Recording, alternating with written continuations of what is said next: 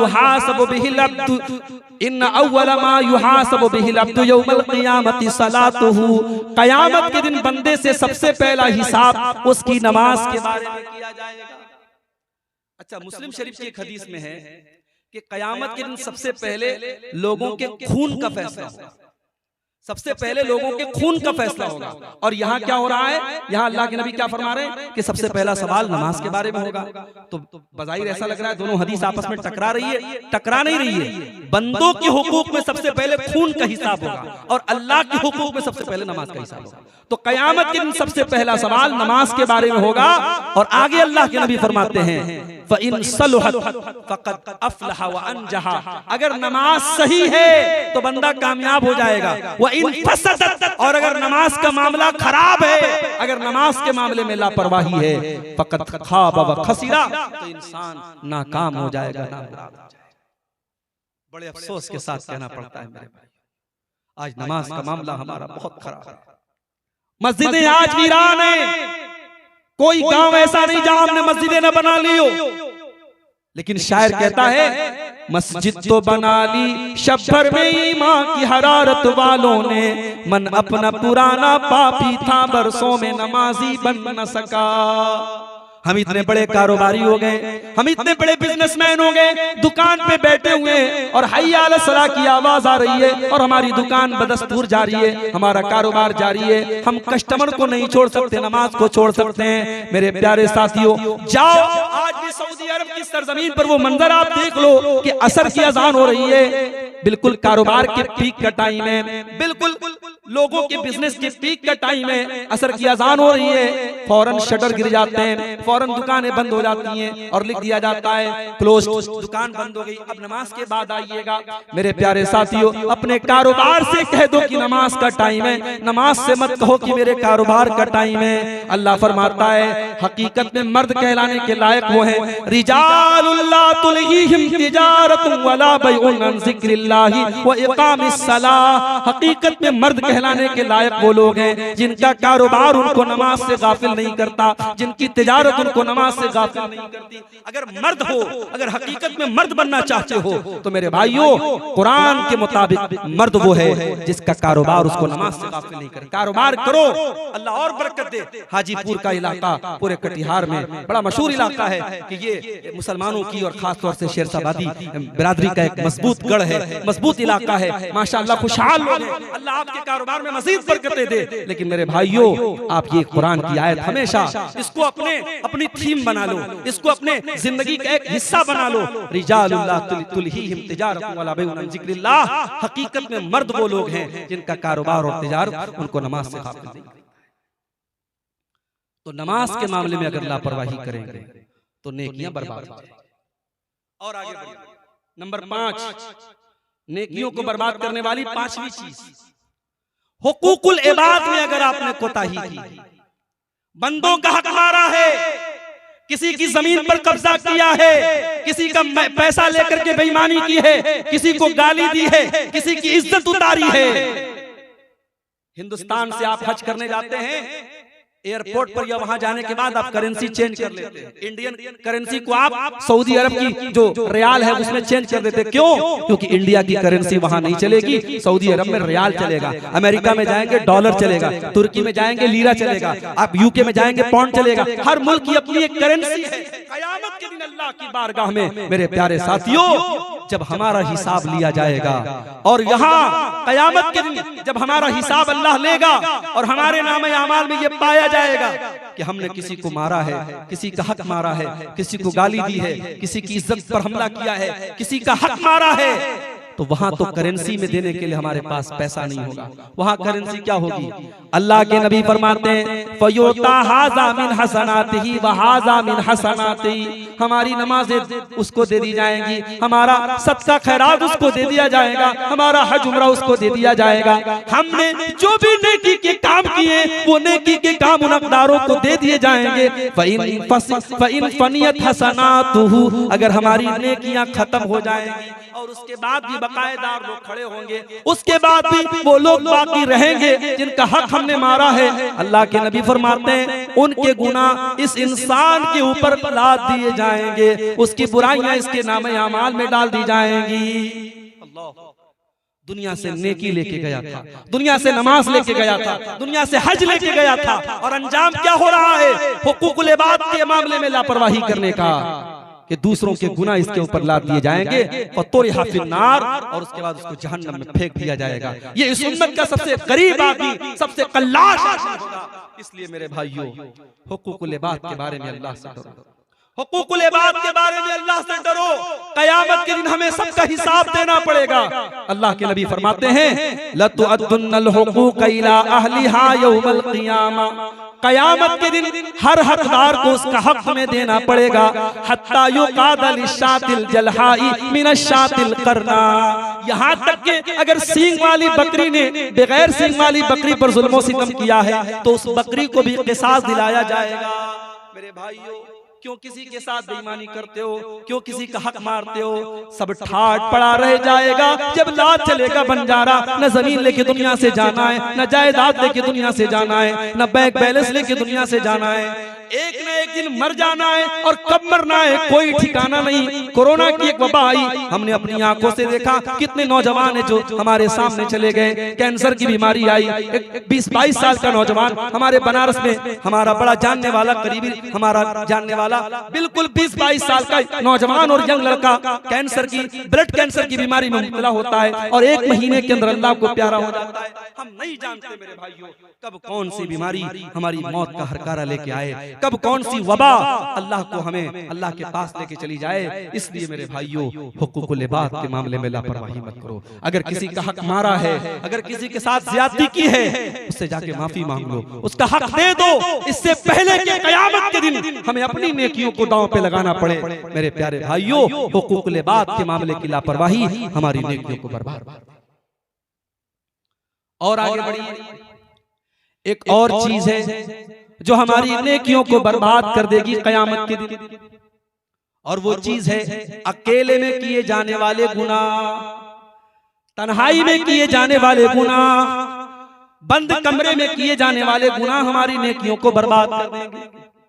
Mobile का दौर है, मोबाइल का दौर है, स्मार्टफोन का दौर है, इंटरनेट का दौर है। आज आपके मोबाइल में आप क्या क्या चीजें मैसेज कर रहे हैं, क्या क्या चीजें देख रहे हैं। हो सकता है कि आपने डिलीट कर दिया हो सकता है आपने चैट की हिस्ट्री डिलीट कर दी हो सकता है आपने ब्राउजर की हिस्ट्री डिलीट कर दी हो सकता है आपने अपने मोबाइल की गैलरी को साफ कर लिया हो सकता है आपकी मोबाइल में बुराई के सारे सबूत मिट गए हो। मगर याद रखो मेरे भाई, अल्लाह का कैमरा तो 24/7 ऑन है। अल्लाह का कैमरा तो कभी बंद होने वाला नहीं है।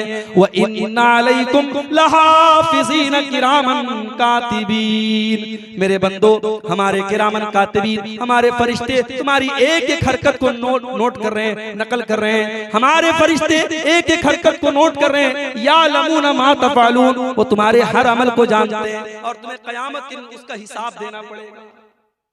तन्हाई में किए जाने वाले गुनाह हमारी नेकियों को बर्बाद कर देंगे मेरे भाई। आइए वो हदीस सुनाने जा रहा हूं। ये हदीस जब अल्लाह के नबी ने सुनाई थी तो हजरत सौबान जो हदीस के रावी हैं वो डर गए, और उन्होंने अल्लाह के नबी से पूछा था कि अल्लाह के नबी, वो कौन बदनसीब लोग होंगे, जरा खुल के बता दीजिए। अल्लाह के प्यारे नबी फरमाते हैं, इब्ने माजा की सही रिवायत है, लअलमन्ना अक़वामन मिन उम्मती यातूना यौमल क़ियामति बिहसनातिन अमसाल जिबाल तिहामत बीज़न, मैं अपनी उम्मत के ऐसे लोगों को जानता हूँ जो क़यामत के दिन पहाड़ों के बराबर नेकियां लेकर के आएंगे। फयजअलु अल्लाहु अज़्ज़ व जल्ल हबाअन मंसूरा, अल्लाह ताला उनकी नेकियों को हवा में उड़ा करके खत्म कर देगा। हजरत सफ़वान ने कहा, सिफ़हुम लना व जल्लिहिम लना या रसूल अल्लाह, अल्लाह नकून मिनहुम, ऐ अल्लाह के नबी थोड़ा क्लियर करके बता दीजिए, थोड़ा खोल करके बता दीजिए, ताकि हम उन बदनसीबों में से न हो जाएं। आपने फरमाया, ऐ सौबान, वो तुम्हारे भाई होंगे, वो तुम्हारी नस्ल से होंगे, वो भी मुसलमान होंगे, वो तुम्हारी तरह नमाज पढ़ेंगे, वो तुम्हारी तरह इबादत करेंगे। वलाकिन्नहुम इज़ा खलौ बिमहारिमिल्लाहि इंतहकूहा, बस एक बात का फर्क होगा कि जब वो तन्हाई में होंगे, जब वो अकेले में होंगे, तो वहां वो नाजायज काम करेंगे, वहां वो हराम काम करेंगे, उनकी तन्हाई गुनाहों से भरी होगी। और आज मोबाइल ने जो काम बड़ा आसान कर दिया है मेरे भाई, ये मोबाइल ने ये काम बड़ा आसान कर दिया है। रात का टाइम है, बंद कमरा है, आप हैं और आपका मोबाइल है और इंटरनेट है। कौन सी ताकत है जो आपको गंदगियों से रोक सकती है?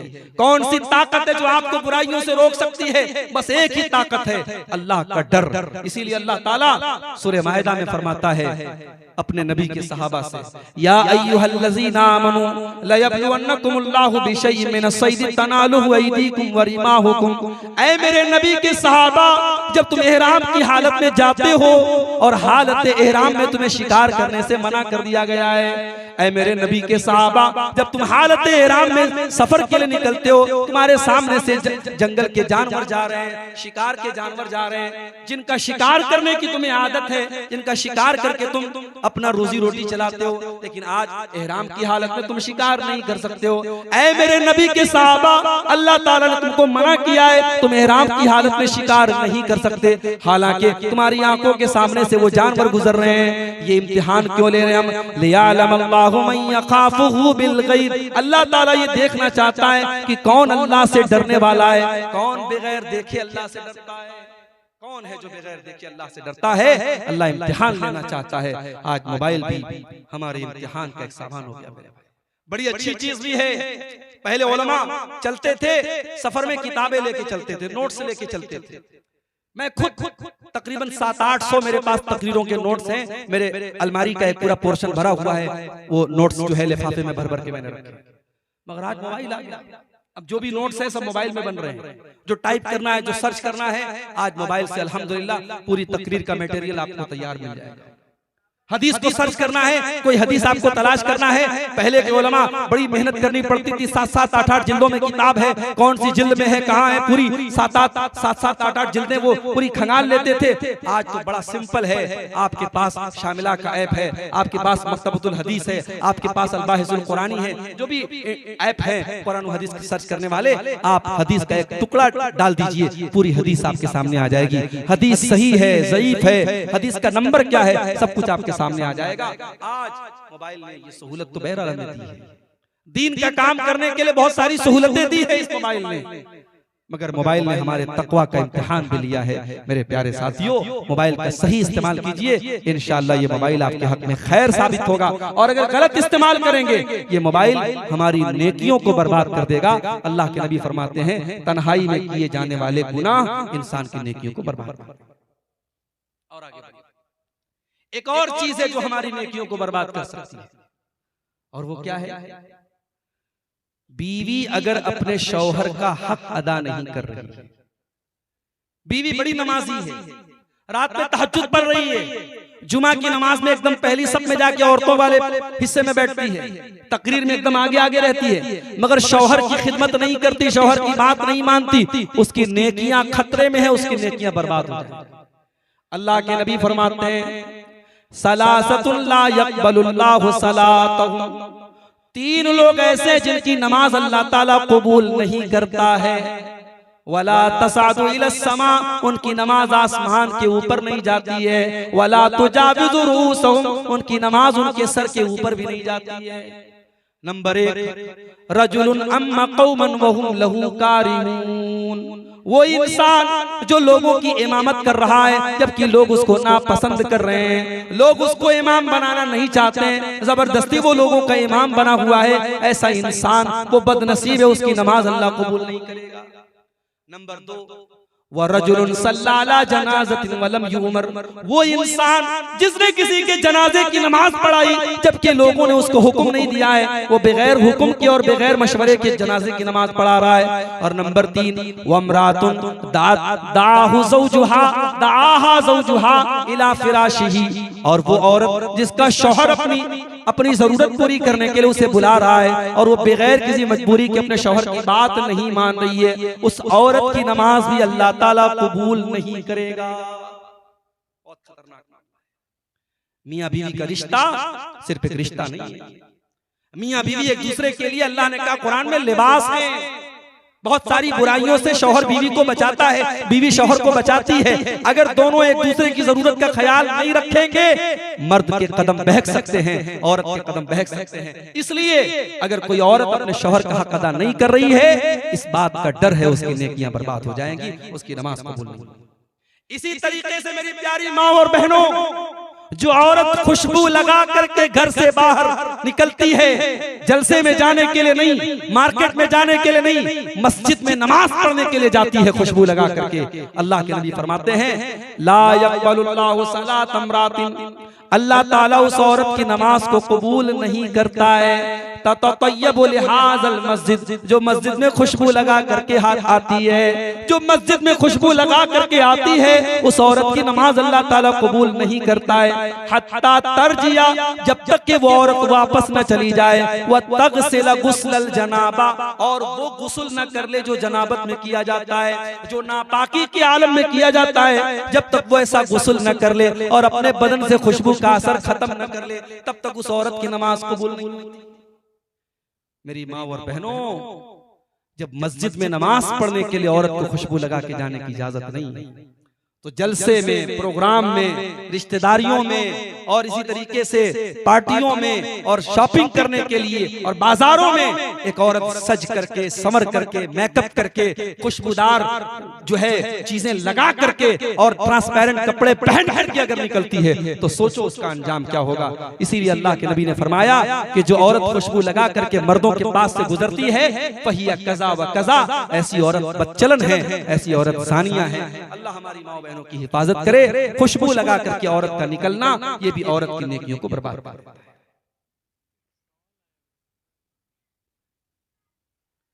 क्या बेवा औरतों को जीनत करना चाहिए? जैसा कि पहले से सोने के ज़ेवरात बनते चले आ रहे हैं, पहनते चले आ रही है, और शौहर का इंतकाल हो जाता है, तो क्या पहने हुए ज़ेवरात अपने जिस्म से उतार देगी?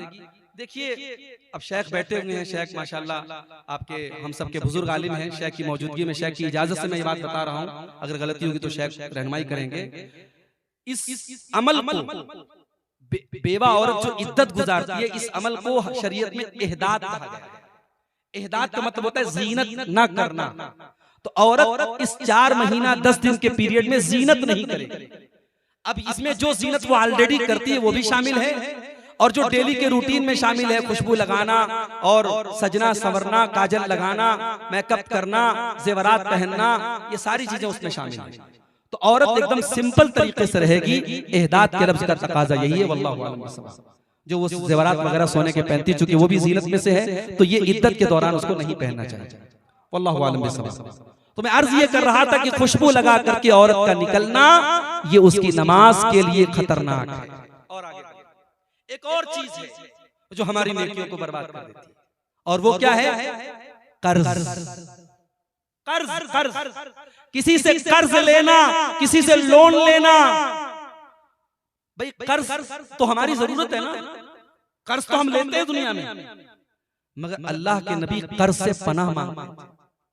अल्लाह के रसूल नमाज में दुआ करते थे, अल्लाहुम्मा इन्नी अऊज़ु बिका मिनल माअसमी वल मग़रम, ऐ अल्लाह मैं तेरी पनाह चाहता हूँ गुनाहों से और कर्ज से। जब इंसान कर्ज लेता है ना, तो झूठ बोलता है, वादा खिलाफी करता है, जबान का पक्का नहीं होता है। कर्ज इंसान बहुत मजबूरी में लेता है, ले सकता है, हराम नहीं है, मगर जिंदगी में अगर कर्ज लिया है तो उसको चुका के जाओ। अल्लाह के नबी फरमाते हैं युग़फ़रु लिश्शहीदी, जो अल्लाह के रास्ते में शहीद हो जाए उसके सारे गुनाह माफ हो जाएंगे, इल्लत दैन, मगर कर्ज माफ नहीं होगा। अल्लाह के राह में शहीद हो गया, जान चली गई उसकी, सारे गुनाह माफ हो गए, मगर कर्जा माफ नहीं होगा, कर्जा देना पड़ेगा उसके वारिसों से। यहाँ बाप का इंतकाल होता है तो बेटे बैठ करके बंटवारा करते हैं, अब्बा की जमीन और खेत और माँ के जेवरात किसको किसको मिलेंगे। भाई साहब, किसी के मरने के बाद शरीयत कहती है पहला काम क्या करना है? उसके कफन दफन का इंतजाम उसके तरके में से करना है। पता नहीं आप क्या क्या रिवाज, हमारे बनारस में ये रिवाज है कि इंतकाल होने के बाद जो दामाद होता है या बहनोई होता है, वो आकर के पैसा देता है कफन का, दफन का, कहीं 500 देता है, कहीं 1000 देता है। तो अब वो एक तरीके से एक रिवाज बन गया है अब ये रिवाज मुझे नहीं समझ में आता किसकी क्या जरूरत है भाई। अगर मैयत के वारिसीन में से जाहिर है कि मैयत का जो बहनोई है या उसका समधी है वो तो वारिस भी नहीं है। जो मैयत का वारिस है बेटा है, बाप अगर जिंदा है तो बाप है, माँ जिंदा है तो माँ है। जो वारिस हो रहे हैं अगर वो अपनी खुशी से मैयत के जनाजे में ताउन कर दे अलग बात है, वरना पहला हक क्या है कि मैयत के तरके में से हम कफन दफन का इंतजाम करें। दूसरा काम कफन दफन करने के बाद मैयत के कर्जे की अदायगी। कर्जा यहाँ सबसे लास्ट में अदा होता है। पहले बंटवारा होता है, उसके बाद हाँ अब्बा के ऊपर कर्जा कितना, पहले पता करो कर्जा कितना था, पहले कर्जे को अदा किया जाएगा। उसके बाद नंबर 3, मैयत ने अगर वसीयत की है मदरसे में इतना दे दिया जाए, कॉम्प्लेक्स में इतना दे दिया जाए, मस्जिद में इतना दे दिया जाए, तो 1/3 1/3 से ज्यादा हम वसीयत में नहीं देंगे। अगर अब्बा ने ज्यादा वसीयत की है तब भी हम 1/3 तक देंगे, उससे ज्यादा नहीं देंगे। मान लो अगर मैयत 3 लाख रुपया छोड़ के गया है तो 1 लाख रुपया उस वसीयत की जगह पे खर्च किया जा सकता है।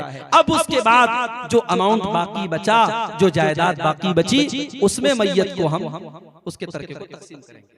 ये है शरीयत का तरीका। आज क्या होता है, लोग कर्जा लेते हैं और उस कर्जे को लिखते नहीं। आपको एक नुक्ते की बात बताऊं, कुरान की सबसे लंबी आयत आयत दैन है, सबसे लंबी आयत। और उस आयत दैन का खुलासा ये है कि जब भी कर्जा का लेन देन करो तो नोट कर लो, लिख लो। अगर औलाद को बताया नहीं है तब भी औलाद बाप की डायरी देख के समझ जाए कि मेरे बाप ने कितना कर्जा लिया था। तो कर्जा अगर 100 रुपया भी लिया है मेरे भाई तो उसको लिख लो। और कर्जे की अदायगी के बगैर आप अल्लाह के चले गए तो जब तक कर्जा अदा नहीं होगा मगफरत नहीं होगी। अल्लाह के रसूल फरमा रहे हैं युगफरु लिश्शहीद कुल्लु ज़ंबिन, शहीद के तमाम गुनाह माफ हो जाएंगे इल्ला दैन, मगर कर्जा माफ नहीं होगा। और दूसरी हदीस में है कि अल मय्यतु मुअल्लकुम बिद्दैन, मुर्दा कर्जे की वजह से मुअल्लक रहता है, उसकी मगफरत रुकी रहती है जब तक कि उस कर्जे को वो अदा न करे। तो ठीक है, अल्लाह ताला हम सबको कर्जे की अदायगी को जिंदगी में करने की तौफीक दे। मस्जिद का चंदा मस्जिद के अलावा कब्रिस्तान वगैरह में खर्च कर सकते हैं या नहीं, जबकि मस्जिद, ईदगाह और कब्रिस्तान की एक ही कमेटी है। देखिए, अगर चंदा देने वाले ने वाज़े तौर पर कहा है कि मेरा चंदा मस्जिद में दिया जाए, तो अब उसकी हैसियत एक तरीके से वक्फ की होगी। वो चंदा उसने मस्जिद के लिए वक्फ कर दिया, अब उसको आप दूसरी जगह ट्रांसफर नहीं कर सकते। जो शरीयत का मसला यही है कि अगर मस्जिद के लिए उसने दिया है तो मस्जिद ही में खर्च करे। कमेटी एक तो अलग बात है, कमेटी एक होने से वो फंड एक नहीं हो जाएगा। इसलिए कहीं कहीं जो रसीद होती है, रसीद पर वजाहत होती है कि किस मद में दिया जा रहा है। अगर कब्रिस्तान, मस्जिद और मदरसा तीनों की एक कमेटी है तब भी रसीद पर इस बात की वजाहत होनी चाहिए कि ये चंदा कहाँ दिया जा रहा है। मस्जिद के लिए तो मस्जिद में ही देना चाहिए। तो 2 चीजें और बयान करके बात खत्म कर रहा हूं। हमारी नेकियों को औरत अपने शौहर से मिलने जाना चाहती है, अच्छा खुला लेना चाहती है, औरत अपने शौहर से खुला लेना चाहती है, उस औरत को क्या करना होगा, कुरान और हदीस से बयान कीजिए। देखिए, चूंकि हमारे यहाँ इस्लामी हुकूमत भी नहीं है और कोई दारुल क़ज़ा भी नहीं है। अगर किसी इलाके में दारुल क़ज़ा का सिस्टम है जहाँ बाकायदा उलमा की एक कमेटी है और वो खुला और तलाक के मसले को हैंडल करते हैं कुरान और सुन्नत की रोशनी में, तो अच्छी बात है। अगर दारुल क़ज़ा वगैरह का सिस्टम नहीं है, जैसा कि आम तौर से नहीं है, तो इलाके के जो जिम्मेदार उलमा हैं और जो साहिबाने अम्र हैं, जो नेक और दीनदार लोग और समाज के सरबराह लोग हैं, उनको बिठाया जाए और औरत एक एप्लीकेशन लिखे, एक दरखास्त लिखे कि मैं अपने शौहर से खुला लेना चाहती हूँ। और शौहर की रजामंदी भी जरूरी है। शौहर को बाकायदा कमेटी के लोग बुलाएंगे और उनके सामने औरत का ये प्रस्ताव रखेंगे कि तुम्हारी बीवी तुम्हारे साथ नहीं रहना चाहती, खुला लेना चाहती है। उसके बाद अगर शौहर कहता है कि ठीक है, अगर मेरी औरत खुला लेना चाहती है तो ठीक है, वो ले ले खुला, मैं नहीं रखूंगा उसको, तो अब उसके बाद एक तहरीर तैयार हो जाएगी कि हम तमाम उलमा और तमाम मुआशरे के जिम्मेदार लोगों की मौजूदगी में फलाना बिन्ते फला का खुला कराया जा रहा है। और उस खुला के बाद एक हैज की इद्दत गुजारेगी औरत। एक बार उसको पीरियड आएगा, फिर जब वो पाक हो जाएगी उसके बाद वो कहीं और निकाह कर सकती है। यही खुला का मसला है। वल्लाहु आलम बिस्सवाब। तो नेकियों को बर्बाद करने वाली 2 चीजें और बयान करके बात करते हैं। शराबी आदमी जो शराब पीता है उसकी नेकियां भी खतरे में है। शराब पीने का जो गुनाह है वो तो है, शराबी की नमाज कबूल नहीं होती। अल्लाह के नबी फरमाते हैं, तिरमिज़ी की रिवायत है, मन शरीबल खम्रा ला तुक़बलु लहू सलातु 40 सबाहन जो इंसान शराब पीता है उसकी 40 दिन तक की नमाजें कबूल नहीं होती हैं।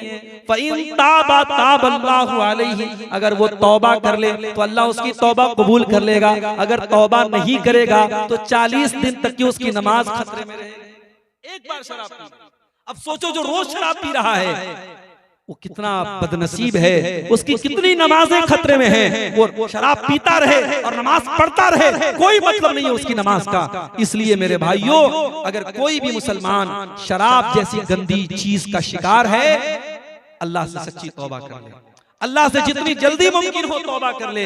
शराब वो गंदी चीज है जिसके बारे में अल्लाह के नबी फरमाते हैं, हजरत उस्मान गनी फरमाते हैं, इन्नल खम्र उम्मुल खबाइस, शराब बुराइयों की जड़ है। तो शराब ये इंसान की नेकियों को बर्बाद कर देती है। आखिरी चीज हसद और कीना कपट। अगर इंसान के दिल में हसद है, कीना कपट है, तो कान खोल करके सुन ले, उसकी नमाज, उसका रोजा, उसकी इबादत अल्लाह क्या कबूल नहीं होगी। सबूत चाहते हैं? 2 सबूत आपको दे रहा हूं। पहली हदीस मुस्नद अहमद के अंदर मौजूद है। अल्लाह के नबी फरमाते हैं, इय्याकुम वल हसद फइन्नल हसद ताकुलुल हसनाती कमा ताकुलुन नारुल हतब। जिस तरीके से आग लकड़ी को खा जाती है, उसी तरीके से हसद इंसान की नेकियों को खा जाता है। इसलिए ऐ मेरी उम्मत के लोगों, तुम हसद से बचा करो, हसद मत किया करो। कोई पैसा कमा रहा है अपने मुकद्दर से कमा रहा है, कोई नाम कमा रहा है अपने मुकद्दर से कमा रहा है, किसी को शोहरत मिल रही है अपनी मेहनत से मिल रही है। तुम मेहनत करो, तुम स्ट्रगल करो, तुम एफर्ट करो, तुम कोशिश करो। किसी का बच्चा कुरान का हाफिज है, किसी का बच्चा आलिम है, कोई पैसा कमा रहा है, भाई तुम भी अपने बच्चे को हाफिज बनाओ, तुम भी अपने बच्चे को आलिम बनाओ, तुम भी पैसा कमाने के लिए मेहनत करो। उसके मुकद्दर की रोजी तुमको नहीं मिलेगी, तुम्हारे मुकद्दर की रोजी उसको नहीं मिलेगी। हसद मत। और ये हसद इतनी खतरनाक चीज है, अल्लाह के प्यारे नबी फरमाते हैं, हर सोमवार के दिन और हर जुमेरात के दिन अल्लाह रब्बुल आलमीन मोमिन को बख्श देते हैं। जन्नत के दरवाजे खोल दिए जाते हैं और मोमिन को बख्श दिया जाता है। इसीलिए अल्लाह के प्यारे नबी हर सोमवार को और जुमेरात को रोजा रखा करते हैं। अभी परसों में पाकुड़ गया, कल जुमा था, कल मैं पाकुड़ गया था। तो पाकुड़ में हमारी जमात के बड़े मुस्तरद आलिम है मौलाना फैजी साहब, मोइनुल हक फैजी साहब, वो बताने लगे कि सऊदी अरब में जो उलमा है, सोमवार के दिन आम तौर से आपको जो उलमा है वो रोजे की हालत आम है वहां सऊदी अरब में। हालांकि बड़ी दौलत है, बड़ी आसाइश है, मगर अल्लाह के रसूल की सुन्नतों के मामले में बहुत सेंसिटिव है वहां। हर जुमेरात को और हर सोमवार को जो अल्लाह के रसूल रोजा रखते थे, आज सऊदी अरब के जितने उलमा आपको मिलेंगे, 95% उलमा वो आपको मिलेंगे कि इस रोजे का एहतमाम करते हैं। हमारे यहाँ ये नहीं होता है, हमारे यहाँ इस मामले में बड़ी लापरवाही है। तो सोमवार और जुमेरात के दिन अल्लाह के नबी फरमाते हैं, जन्नत के दरवाजे खोल दिए जाते हैं और अल्लाह अपने हर उस बंदे की मग़फ़िरत कर देता है, ला युश्रिकु बिल्लाह, जो अल्लाह के साथ शिर्क न करता। अगर तौहीद पर है बंदा, अल्लाह मग़फ़िरत कर देता है सोमवार के दिन और जुमेरात के दिन। लेकिन 2 लोगों को अल्लाह छोड़ देता है, 2 लोगों की बख्शिश नहीं होती। कौन 2 लोग? जिनके दिल में एक दूसरे के लिए कीना हो, जिनके दिल में एक दूसरे के लिए दुश्मनी हो, हसद हो, जलन हो। अल्लाह फरिश्तों से कहता है, अंदिरू हाज़ैन हत्ता यस्तलिहा, अंदिरू हाज़ैन हत्ता यस्तलिहा। ऐ फरिश्तों, नजर रखो इन दोनों के ऊपर। अगर ये दोनों सुलह कर लेते हैं, कीना कपट दूर कर लेते हैं, तो इनकी भी मग़फ़िरत हो जाएगी, इनकी भी बख्शिश हो जाएगी। और अगर ये आपस का कीना कपट दूर नहीं करते हैं, तो इनको पेंडिंग में रखो, इनकी मग़फ़िरत नहीं होगी। इतनी खतरनाक चीज है कीना और कपट। मेरे भाइयों, दुनिया है, किसी से कोई मसला हो सकता है, किसी से कोई दुश्मनी की बात हो सकती है, इंसानी फितरत है, मगर दिल में हसद और कीना मत रखो, दिल को साफ रखो। इब्राहीम अलैहिस्सलाम अल्लाह की बारगाह में दुआ करते हैं कि ऐ अल्लाह, मुझे क़यामत के दिन तू जलील मत करना, वला तुख़ज़िनी यौम युबअसून, ऐ अल्लाह तू क़यामत के दिन मुझे रुसवा न करना। यौम ला यनफ़उ मालुन वला बनून, क़यामत के दिन ना माल काम आएगा ना औलाद काम आएगी, इल्ला मन अतल्लाह बिक़ल्बिन सलीम। क़यामत के दिन वही इंसान कामयाब होगा जो साफ सुथरा दिल लेकर के आएगा। अल्लाह से दुआ करो, अल्लाह ताला हमें भी अपना दिल साफ करने की तौफीक दे। कब कपड़ा साफ है, जिस्म साफ है, मगर आज दिलों में गंदगी भरी है मेरे भाई। ऊपर से इंसान हंस हंस के मिल रहा है, मुसाफा कर रहा है, दुआएं दे रहा है, और अंदर हसद और जलन छुपा हुआ है। आज इस दौर में वो किसी शायर ने कहा है ना कि दिल मिले न मिले हाथ मिलाते रहिए, दिल मिले न मिले हाथ मिलाते रहिए। आज दिल नहीं मिल रहा है, हाथ मिल रहा है। दुआ करो अल्लाह हमें एक दूसरे से दिल मिलाने की तौफीक अता फरमाए। ये चंद चीजें मैंने आपके सामने बयान की जो हमारी नेकियों को बर्बाद कर देती हैं। एक साहब ने सवाल किया है कि दाढ़ी रखना सुन्नत है या फर्ज है। देखिए, अल्लाह के प्यारे नबी सल्लल्लाहु अलैहि वसल्लम ने दाढ़ी रखी, आपने आपके चेहरे पर भरपूर दाढ़ी थी, इस एतबार से हम बोलेंगे कि अल्लाह के रसूल की सुन्नत है दाढ़ी रखना। लेकिन अब शरीयत में होता है कि एक चीज होती है फर्ज, एक चीज होती है सुन्नत। फर्ज वो है कि करना ही करना है, नहीं करेंगे तो गुनहगार होंगे। और सुन्नत वो चीज होती है कि करेंगे तो सवाब मिलेगा, नहीं करेंगे तो अल्लाह ताला के अजाब नहीं होगा। तो क्या दाढ़ी का मामला ऐसा है? दाढ़ी का मामला ऐसा नहीं है। अगर सिर्फ अल्लाह के रसूल ने रखा होता तो इसका मामला सुन्नत होता कि अल्लाह के नबी की सुन्नत है। मगर आपने रखा भी और हुक्म भी दिया है। आपने क्या फरमाया? वाफुल लहिया, दाढ़ी को माफ कर दो, दाढ़ी को छोड़ दो, दाढ़ी को लंबा करो, दाढ़ी को बढ़ाओ। अरखू वाफू, इस तरीके के अल्फाज हदीसों में आए हैं। तो शरीयत का एक मसला है कि जब अल्लाह के रसूल किसी बात का हुक्म दे दे और कोई ऐसी दलील मौजूद न हो कि अल्लाह के नबी ने उस चीज में गुंजाइश दी है कि करो तो भी हरज है, ना करो तो भी हरज है, तो वो चीज वाजिब होती है, फर्ज होती है। इसलिए दाढ़ी रखना फर्ज है। अब अगर कोई ये कहता है कि बाद सहाबा से ये बात सबूत मिलता है कि बाद सहाबा जो है वो एक मुश्त से ज्यादा काट लेते थे, तो भाई अहले हदीस इस तरीके की बात करे ये मुनासिब नहीं। जब अपने आप को अहले हदीस कहते हैं, और हमारा एक उसूल है कि अगर अल्लाह के रसूल सल्लल्लाहु अलैहि वसल्लम की सुन्नत के मुकाबले में, आपके फरमान के मुकाबले में अगर किसी सहाबी का भी कोई कौल व अमल हमें मिलता है तो हम उसे छोड़ देते हैं। ये हमारा मनहज है, हमारा उसूल है। तो हम ऐसी बात करें। इसलिए दाढ़ी के सिलसिले में सही बात यही है कि दाढ़ी रखना फर्ज है, वाजिब है। और दाढ़ी काटने वाला, दाढ़ी छीलने वाला, दाढ़ी की काट छांट करने वाला गुनहगार है। वल्लाहु आलम। अल्लाह ताला हम सबको नेक अमल की तौफीक अता फरमाए। जो बातें बयान की गई नेकियों को बर्बाद करने वाली, अल्लाह ताला उन सब चीजों से हम सबको बचने की तौफीक दे। आमीन। व आखिर दावाना अल्हम्दुलिल्लाहि रब्बिल